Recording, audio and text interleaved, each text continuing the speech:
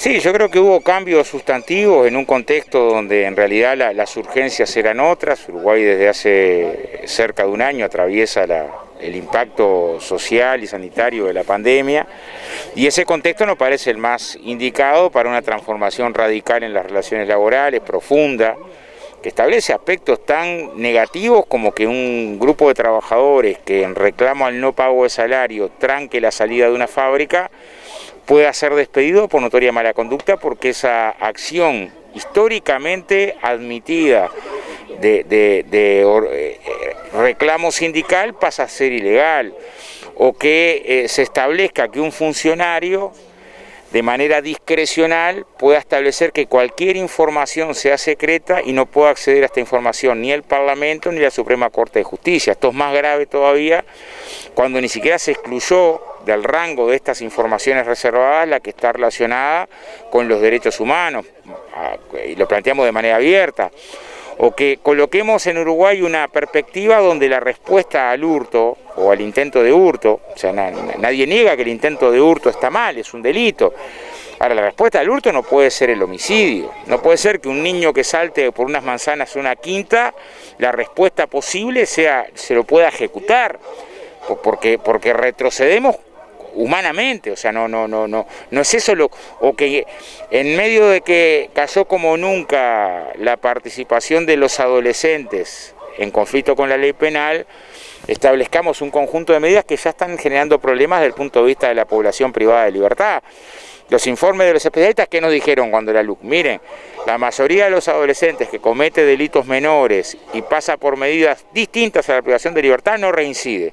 ¿Qué hicimos? Eliminamos la suspensión condicional del proceso que permitía este tipo de medidas. Bueno, hay un conjunto de medidas que nosotros creemos que son muy negativas. Ni hablar una reforma educativa hecha sin la comunidad educativa, ni hablar el anuncio que fue en la LUC de desnaturalizar colonización, porque bueno, se establece la posibilidad de un reparto de tierras aunque no seas colono, aunque no trabajes la tierra ni vivas ahí. Después el presupuesto remacha esto, porque el presupuesto le recorta nada menos que el 90% de los recursos a colonización. Entonces, queremos decir, bueno, hay un conjunto de medidas que no tuvieron la posibilidad del debate necesario, y la Junta de Firmas lo que habilita es que exista ese debate. Que el debate que no existió el año pasado sí exista este, y en todo caso el pueblo defina vía referéndum si comparte estos cambios tan profundos o no. Fue difícil llegar a la síntesis de los artículos a derogar. ¿Crees que se debería haber ido a más o considerar que con estos que están planteándose está bien? Yo creo que los artículos que están son los principales de la ley de urgente consideración, son los centrales. Después el trabajo por el acuerdo más amplio posible es un trabajo que el atajo podría ser riesgoso. Si ibas a una iniciativa y apurabas el tranco y quedaban muchas organizaciones fuera de la campaña de recolección de firmas, creo que hubiera sido un error. Y me parece que los sustantivos de la LUC, todos estos aspectos en materia de componentes que violan las libertades individuales, que violan la libertad sindical, que establecen mecanismos que facilitan, siendo que la delincuencia es un problema, que facilitan el lavado de activos, en voz de todos los especialistas.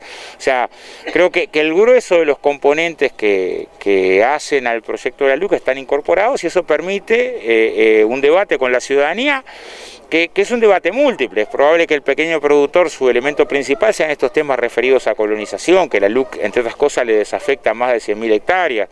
Es probable que las organizaciones de derechos humanos estén más preocupadas por este otro costado, que los que están vinculados en la vivienda estén preocupados por cómo se habilita la mercantilización de la vivienda, del desalojo express. El propio plan quinquenal establece que ya hay más de 2.000 inquilinos que alquilan sin garantía. Antes de la LUC ya existía el alquiler sin garantías. Lo que establece como nuevo es que aunque seas buen pagador, en pocos días podés quedar en la calle violentando un derecho humano tan importante como el de la vivienda, y generando a la familia condiciones muy difíciles, porque a veces quien alquila ya tiene ahí cerca la escuela, conseguir el mismo barrio es más difícil. O sea, creo que esos componentes fueron anuncios que de alguna forma complementa el presupuesto, porque la mercantilización de la vivienda inició en la LUC, y después el presupuesto, bueno, le recortó más de 100 millones de dólares a la inversión en vivienda, y establece que parte del presupuesto que era para las cooperativas y los jubilados va a ir a un fideicomiso para empresas privadas. Bueno, va en línea el presupuesto también con lo que fue la ley de urgente consideración. ¿Está conforme con los sectores que se han adherido a esta recolección? ¿Entienden que quizás, bueno, hay más sectores que deberían trabajar en esta recolección de Yo firmas? creo que se van a adherir más. Esta última semana estuvimos con muchas organizaciones, por ejemplo, de jubilados, los jubilados de ANCAP, los jubilados de la construcción, la Asociación de Jubilados de las Piedras, que adhirieron a la campaña de recolección. Yo tengo expectativas de que muchas gremiales agropecuarias de pequeños productores, dada la circunstancia doble, ¿no?, del golpe que se le da a colonización a la luz, pero además el golpe que se le da al sector en el presupuesto, que está relacionado, el recorte en el INEA, el recorte en INAL, el recorte en INASE, en componentes que tienen que ver con un sector que es estratégico, que estuvo siempre en los discursos de la campaña electoral, pero que esa preocupación, el recorte que sufrió la Dirección General de Desarrollo Rural, que es la que apuntala las políticas para los pequeños productores, que esta relación LUC-presupuesto puede hacer que muchas organizaciones de trabajadores, pequeños productores del campo, se sumen, pero bueno, se verá en la campaña. Y si no se suman para la recolección de firmas, es probable que en la segunda vuelta se sumen cuando haya que definir si se mantienen estos artículos. Andrade, ¿cómo ves la marcha del gobierno? ¿Considerás que la pandemia le ha ayudado, le ha dificultado para sus objetivos? ¿Cuál es la visión que tenés? La pandemia es un problema, no hay duda. Yo lo que sí digo es que hay un conjunto de medidas, ¿no? Uno pues si bueno, la pandemia, fíjense en que yo creía que tenía que existir un camino diferente al ajuste, que en medio de una situación de crisis social como la que genera la pandemia no hay que ajustar. Pero supongamos que uno diga, bueno, está la pandemia, ¿cómo no vas a ajustar si está la pandemia? Bien, ahora, la decisión de que el Banco de Previsión Social deje de controlar los laudos salariales cuando hace inspecciones, ¿alguien puede pensar que es algo que tiene que ver con la pandemia? La decisión de recortarle a la mitad el derecho a un trabajador en su tiempo de reclamo cuando está fuera de caja, ¿es algo que pueda tener con la pandemia?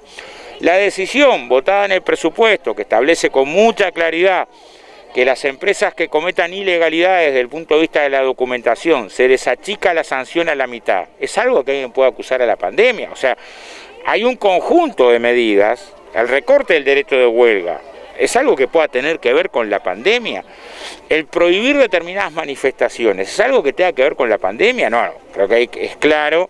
El haber limitado la participación de la UDELAR y la ANEP en la dirección de la educación en detrimento de las entidades privadas de educación. ¿Es algo que alguien puede decir, no, es por la pandemia que yo estuve obligado? Bueno, yo creo que claramente hay un conjunto de medidas que nada tienen que ver con la pandemia. Las medidas que van en la dirección de favorecer, bueno, ni hablarlo de fin de año, cuando se votó una ley para que las empresas pudieran no pagar licencia, aguinaldo y vacacional, y fue tal el escándalo que a diferencia de lo que el propio ministro dijo cuando llegó al Parlamento y trajo la ley de que la opinión del trabajador no iba a ser tenida en cuenta, tuvo que decir al otro día, medio obligado por el escándalo, de que bueno, de que sí, si bien no estaba escrito en la ley, en la reglamentación iban a hacer que se tuviera en cuenta la opinión del trabajador cuando una semana antes había dicho lo contrario. Pero lo que digo es, nadie puede pensar que esas cosas tienen que ver con la pandemia. Yo creo que sí tiene que ver con la política de la pandemia, perjudicó. Pero haber recortado fuertemente el presupuesto de la OCE explica que hoy hay miles de puestos de trabajo que no están. Haber recortado fuertemente el presupuesto de inversiones de la UTE explica que hay miles de puestos de trabajo que hoy no están. O sea, algunas de las medidas de ajuste en medio de la pandemia terminan generando que haya menos respuesta, porque la actividad privada es lógico que en el escenario incierto y se aguanta en el molde, espera a que aclare. No, nadie toma una decisión en medio de este escenario, la demora, la dilata. Ahora, si en ese escenario además recortás la inversión en vivienda y recortás la inversión de las empresas públicas, bueno, el resultado es el que tenemos ahora. Todos conocemos a muchos uruguayos y uruguayas que la están pasando muy mal, sin trabajo, con pocas perspectivas o con trabajo cada vez peor, trabajando cada vez menos horas, trabajando ya en la ilegalidad, con rebaja de salario.